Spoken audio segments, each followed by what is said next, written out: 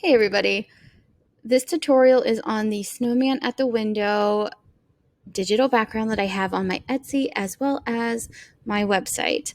The website and Etsy link are listed below if you are finding this on YouTube. This background I think is super fun and I really loved making it.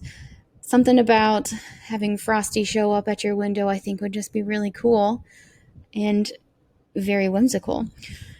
So for this background, all that you need to do is have a subject looking over out through a window. So essentially when you are photographing this, you can have them standing and looking up either left or right because you can flip it, but just have somebody standing here looking up at Frosty or looking directly at Frosty if they're taller. And you also want to make sure that you are photographing them at their level. So make sure that you prop yourself down or get down low enough to get them directly head on and not standing up above them, because this whole background is made to be looking at a lower level. It's not shot from high up. So that is a big key whenever you are photographing whomever you want to place in here. The next thing that we want to do is you want to have them cut out and ready to go in Photoshop. I've already technically cut her out. There are some spots that will need fixed right here. For example, her leg has a little bit of the background in it, and I really think that's it. So I will fix that here in a second. But you are going to make sure that you cut them out, and you can do that by doing the magic wand tool way to do it, which is becoming quickly one of my favorite, easiest ways to cut somebody out. And you just select subject and then mask them. Okay, so once you have your person cut out, the next step is to zoom in and fix any weird spots that you might see. So I'm going to fix this leg right here, this little gap, because I want that's too big. I want to be able to see through, not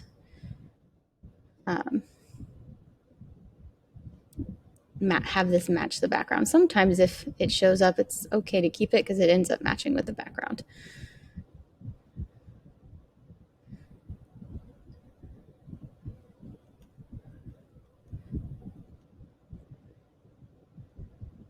Also don't like these little gaps because sometimes they look like a circle when you're done with them, even if you're trying to be really careful.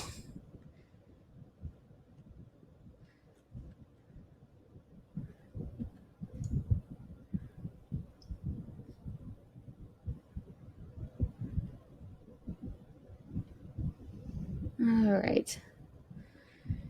Now, what I'm personally doing is I just have my fingers resting on the X key on my keyboard, and I just flip-flop back and forth between my foreground background colors over there to do what it is that I need to do. Like if I've taken too much away, I'll flip it back to bring it back. I think for this, that's good enough.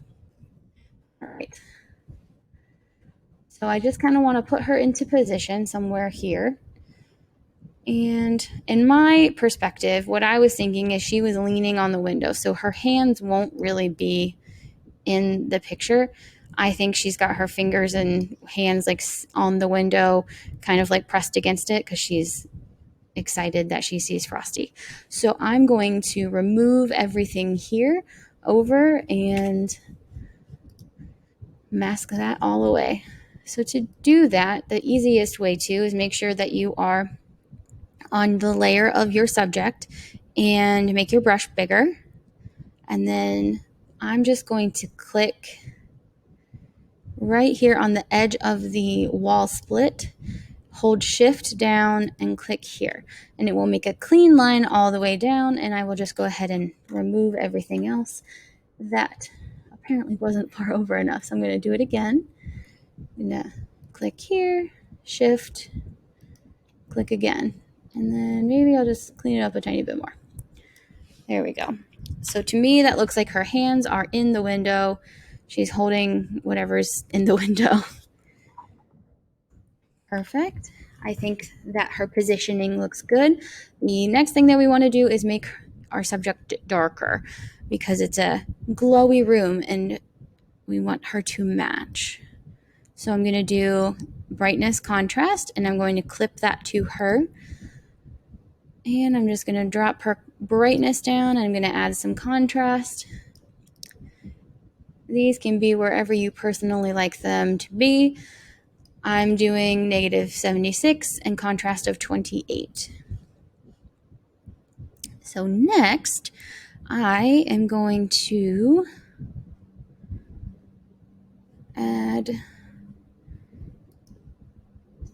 a color balance layer. And I'm going to clip that to her as well. And I'm going to try my best to match what's happening in the room. So it's very yellow, like a glowy yellow. So I'm going to add that. Hint of red, I think.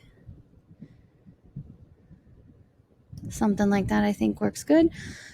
The next thing I want to do is shade and highlight her. So this side of her would not be as bright as it is, and this would probably have some yellowing to it because she's being glown up by the Christmas lights that are behind her. So I'm going to add a brand new layer here, also clip it to her. And I want to do a multiply blending mode on that layer. And with my brush, I just want to sample this color here, this pink color. And I want to remove the hardness from my brush, and I probably can make it a hint smaller. And then I'm just going to, with a 10% opacity, I'm just going to start brushing the front of her to make it a little darker.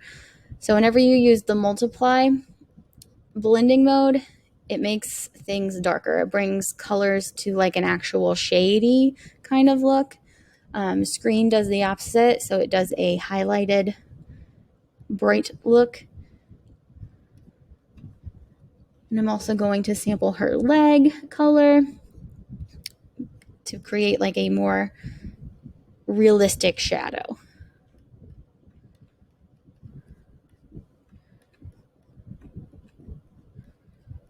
And I'm just going to do that anywhere there would be shadows. And I'm going to do it one more time over the shadows I've already made to kind of like layer them, because shadows are never just one layer. They always have multiple pieces. So I like to do shadows in threes most of the time, 3 or 4s, depending on what it is that I'm doing. Sometimes I'll have more than that, but just depends on what it is. And the second time I go over things that would be darker than the first. And then the same with the third.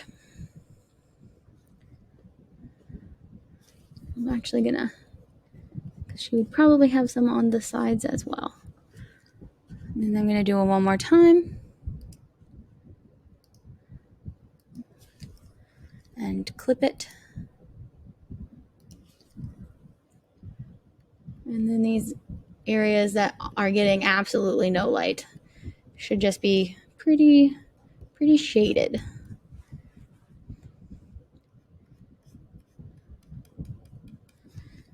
All right, now the back of her, I'm going to do the same exact thing. I'm going to use a multiply blending mode,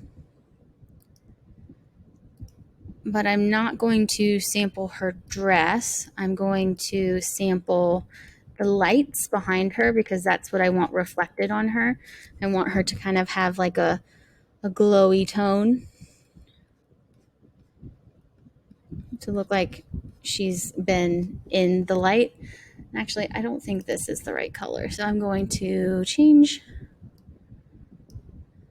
that a little bit. Something a little bit more yellow. I think that might work. So let's see. Yes, okay, that's better. Just to give her a little bit more of like a I'm standing by Christmas tree lights look. And if you think that's too much, you can also drop the opacity of that, because I think that's a little too yellow, just to make it look a little bit more blendy. And then it's probably also on her legs here. Just a tiny hint. All right. I think that looks nice. And then I think I want to go back to this multiply layer on the top, and I just want to add a little shading here. Too bright. All right. I think that looks nice. There we go. I don't think that I want to add any more shadowing layers to her, so I personally would call this finished. You can add anything else that you want. And if you do have this background, I would love to see how you handle it and what you do with it. If you are interested in learning any more about Photoshop or have Photoshop questions or just want to share your work, pop over to my Photoshop group on Facebook, SYTJ Photoshop Community. Link will be posted down below, and share with me what you've created. I'll see you guys in the next tutorial.